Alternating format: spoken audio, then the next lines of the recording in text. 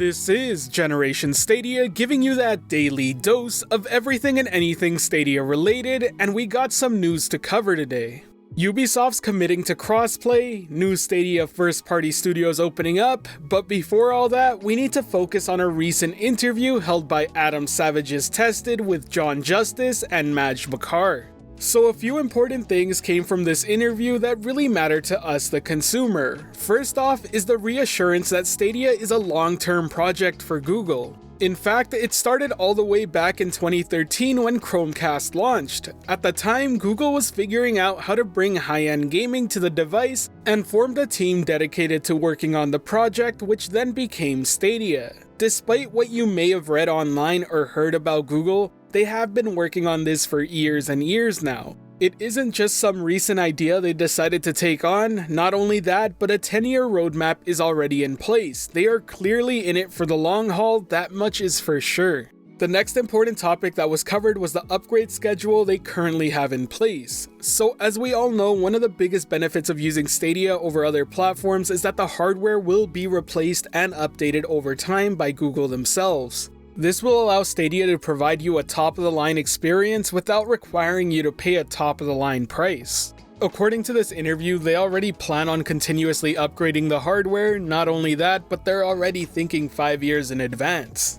Obviously, it's all subject to change, but that sounds about right. I mean, in 5 years' time, we should be seeing the beginning of the next-gen consoles getting their mid-gen refresh. Or at the very least be close to it, so it only makes sense that Google would be looking to upgrade the hardware to keep pace with the rest. The last big important thing that the interview brought up was the fact that they've been working with developers for years now, and they confidently stated that there are a whole lot of games currently in progress for the next batch. And this is very important. While Stadia is currently launching with a sizable library, it's also missing quite a few games people want. And I'm not just talking about heavy hitters like Call of Duty, FIFA, or Fortnite. Speaking of which, the publishers of those games have yet to announce any titles for Stadia yet. So let's hope we see some of those in that upcoming batch that they're teasing here. I really am curious to see just how many of these third-party titles also support Stadia exclusive features like State Share or Stream Connect. Now, I do want to note that the Tested interview is a lot longer and includes a hands-on session with Stadia running in 4K for the first time. They also have a very in-depth discussion on the tech being used to make it run as low latency as it can. If you're into the technical details, I highly recommend watching it yourself as they break it down better than I ever could. Link to the video will be in the description below, and before I forget, they also showed off an accessory that allows you to clip your phone onto your Stadia controller, and I really hope they start selling these soon. Next up, let's discuss some news brought to us by 9to5 Google. So last week we got confirmation that Google was opening up their first studio in Montreal, but as stated in the article, Google job listings have shown up and they're currently looking for people in both London and Tokyo. Both listings are looking for an executive game producer with qualifications required. Now honestly, this is really good to see. Not only is it more investment and commitment to the platform, but getting developers from separate regions means we will be getting different types of games. Establishing a Japanese studio will hopefully lead to exclusives like JRPGs showing up on the platform, and whether or not those types of games interest you, they are important to have.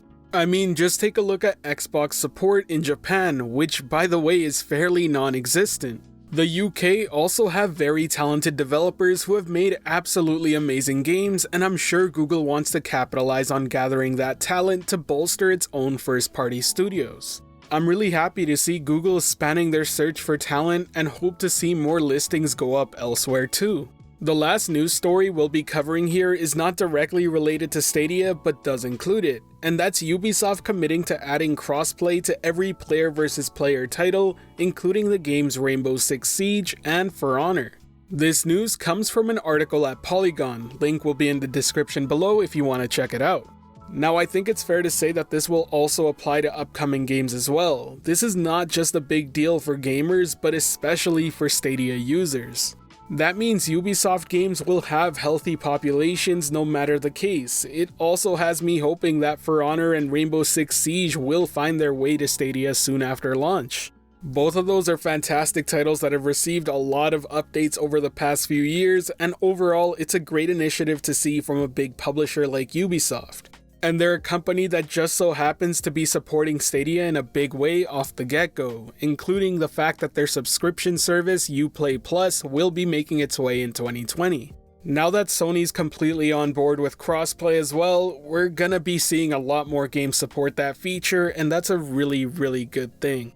Anyways, that wraps up today's news video. If you liked it or found it helpful at all, be sure to hit that like button as it really does help the channel out, and if you're wanting more content like this, be sure to subscribe and hit that notification bell as well.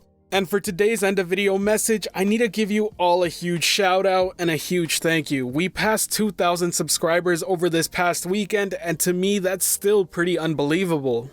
To be perfectly real with you, when I first started this channel 2 months ago, I thought I would be lucky to hit 1,000 before Stadia launched. And yet here we are 15 days before the official launch date, and we've already hit 2,000 subscribers.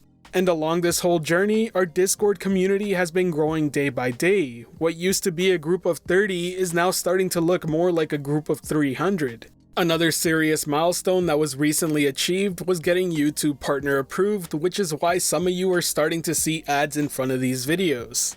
The next thing I want to go over is Patreon. Some of you have actually reached out directly to me and asked whether or not I've set one up yet. Well, today I decided to make one. But before I continue, I want to make two things very clear.